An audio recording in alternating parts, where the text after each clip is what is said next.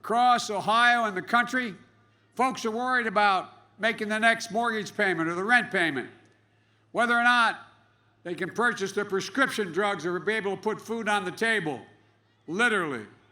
Worried about whether their kids' school will open and be able to stay open. And if they're not open, how they can go to work if they have a job and still take care of their kids. They see the people at the very top doing better than they ever have, while they're left to wonder, who's looking out for me? That's Donald Trump's presidency. The president put me in charge of the Recovery Act, $800 billion was needed to save our economy from going into depression. We did it with less than 0.2% waste or fraud.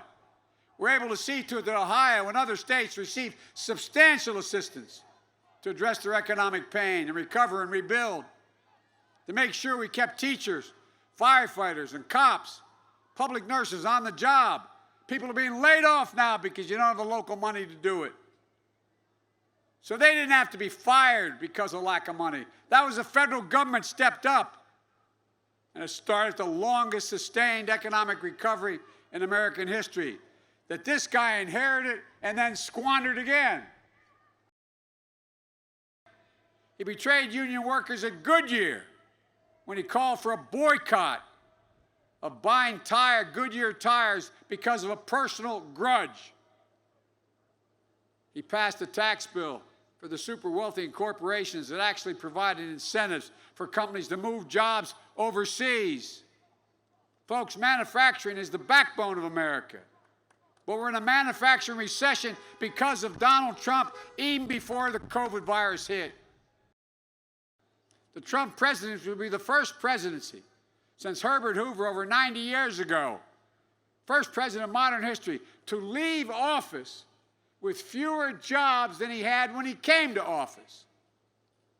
Donald Trump's only plan is more tax cuts for the wealthy.